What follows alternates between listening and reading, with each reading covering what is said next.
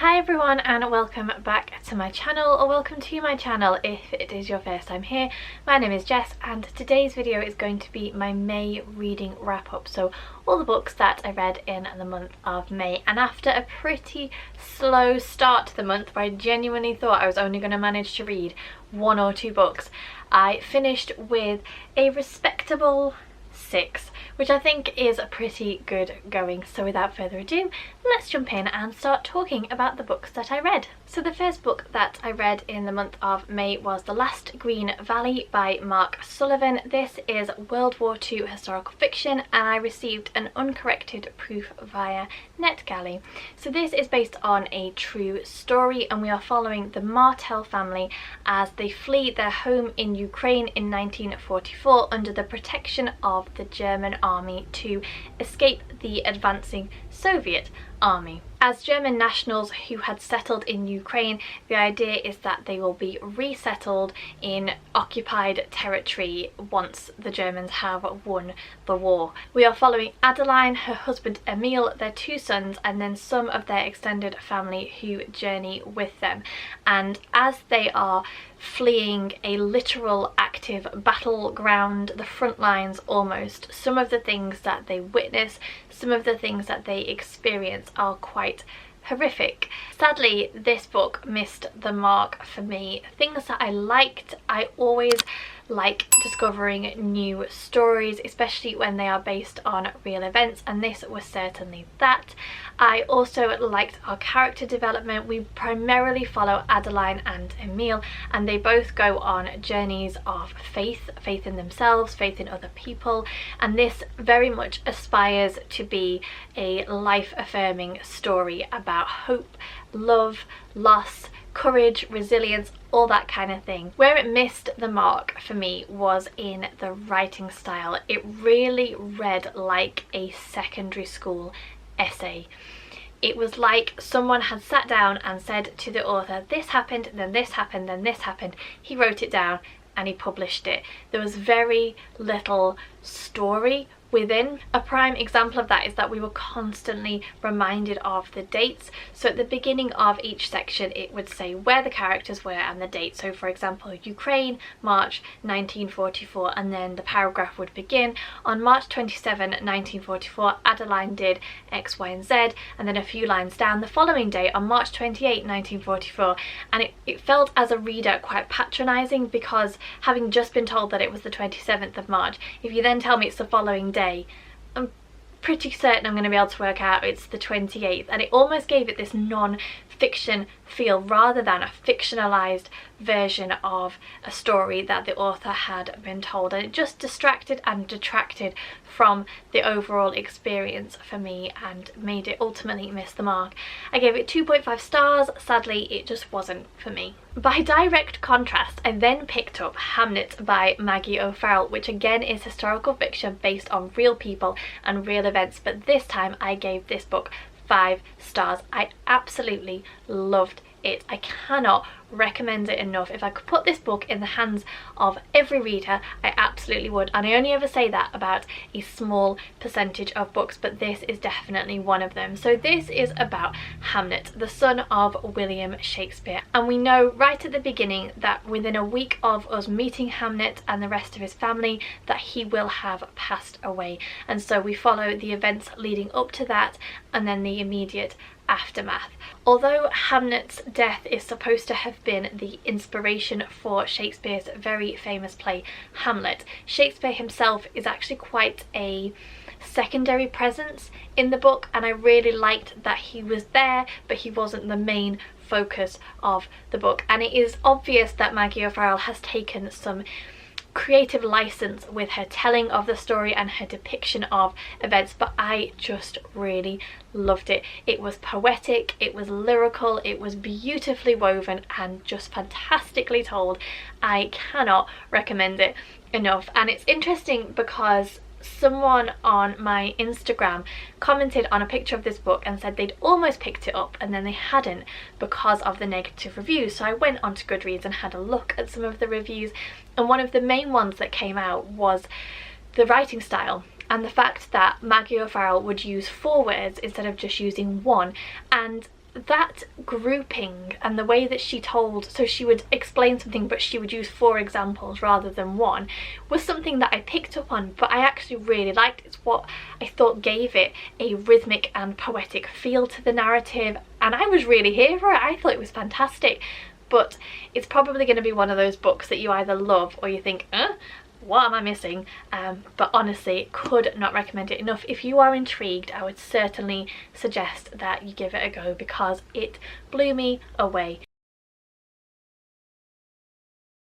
I also really loved Hamlet's mother Agnes and the way that she was depicted. Again, I know it won't be for everyone, but I just, it was so heart-wrenching reading her sections of the book. I just loved it so much. Hands down, one of my favourite books of the year so far. Highly recommend it. Then I picked up The Switch by Beth O'Leary. This was my book club's pick for the month, and it is contemporary fiction. We are following Lena and her grandmother who decide to switch lives after Lena is given a 2-month forced sabbatical from work. So Lena goes to live in her grandmother Eileen's cottage in the Yorkshire Dales, and Eileen moves down to London and lives in Lena's shared Shoreditch flat, and we follow the story from there. Having read The Flat Share by this author earlier in the year and absolutely loved it, I had really high hopes for this book, and certainly the writing style itself doesn't disappoint. Beth O'Leary has a way of telling a story which is just extremely readable and really cozy, almost like putting on a comfortable, well-worn jumper and settling down for the night. There's just something really engaging about the way that she writes. What let the book down for me was the story itself. First of all, I would like to say that I absolutely adored the character of Eileen, the grandmother. I could have read an entire book about Eileen's adventures in London. I just thought that she had a spark and a wit, and I just really liked her as a character. By comparison, I found Lena's character to be incredibly flat and unengaging and almost like she was a side character. And on reflection, I really feel like there should have been more to her story arc, to her character development. She was almost a little bit hard done to, in my opinion. I just didn't connect with her at all. I also thought that the author tried to introduce too many heavy topics and too many characters and was unable to do them justice in a book of this size. I really wish that she had scaled back and focused on just a few and done it exceptionally well, because she really has the writing style to back it up, but the plot just felt like it was weighed down by all these different things that were happening, and none of them were then executed fully. And I just thought that that was a little bit of a shame. Overall, it was an entertaining read. It was somewhat predictable, but on the most part it was enjoyable. Unfortunately for me, it wasn't a patch on The Flat Share, but it was still an okay read, and I gave it 3 stars. Next, I listened to Descendant of the Crane by Joan Ho, and what a wild ride this book was. I don't even know that I'm going to be able to adequately explain it in a way that does it justice, because I felt like every time I sat in the car and listened to it, every time I got in the car and listened to it, something random was happening. It just was full on. So this is Chinese inspired YA fantasy with a murder mystery thriller element woven through.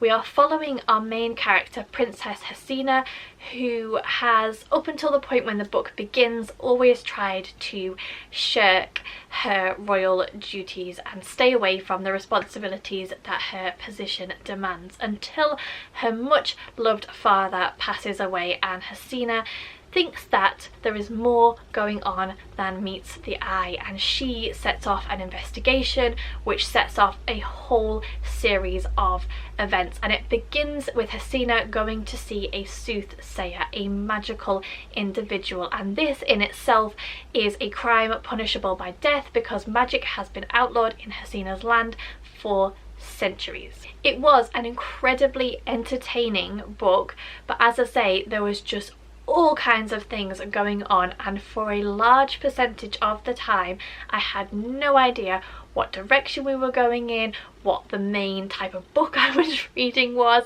There was just a whole lot to consume, but it was incredibly entertaining, and there were some elements that I would have liked to have been explored a bit more fully. For example, the magic system. We're just told that magic was outlawed, and I would have liked to have jumped into the history and the culture of that a little bit more. What are the rules of the magic system?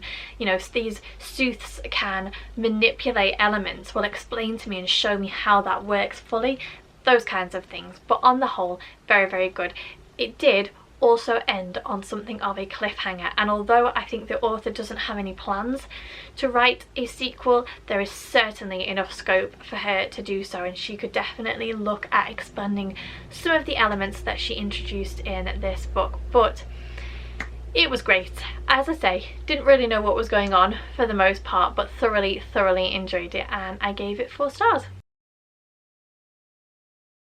And then I picked up another historical fiction, certainly a theme going on this month, and that was This Tenderland by William Kent Kruger. This one is set in the early 1930s, and we are following 4 orphans who escape from the Lincoln School in Minnesota, a school where Native American children are sent to be educated after being forcibly removed from their families. And I read this book. It was actually a very timely read, because I read this and then about a week later the discovery of the children's bodies in Canada were found, and this is a topic that I knew very little about, and actually in this book it's only very loosely touched on. It's the starting point for our children, and the author does attempt to explore some of the horrific things that went on in these schools and that these children experienced, but he doesn't delve too much into them. And I would very much like, given the current situation, to find some more authentic and own voices stories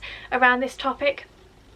So if anyone has any recommendations or can point me in the right direction, then please do so, because I would certainly like to read some more. For this particular book, I did something which I'm sure for the majority of you, you'll think, yeah, okay, I do that all the time, but I actually listened and read this book. So normally I have a book that I'm physically reading, and then I have a book that I'm listening to, and I combined it, and I really enjoyed it. The audiobook of this is fantastic, but it was just really freeing to be able to sit and read for a bit and then get up and do something else and carry on with my journey through the book by listening to it.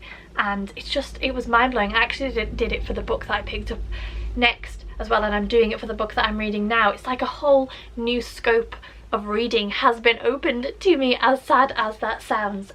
Highly recommend the audio of this, but also the actual book itself is just fantastic. So we have the story of our 4 orphans. We have Odie, Albert, Emmy and Mose, and their journey is being recounted to us by Odie as an old man. And this is very much Odie's coming of age story, him discovering who he is, discovering what he believes in. It's an epic, sweeping story set along the backdrop of the Gilead River. It's a story of faith and doubt. It's a story of love and loss, of resilience and courage, of family and what that means. There is just so much content within this book, and it is all told in a fantastic and beautiful way.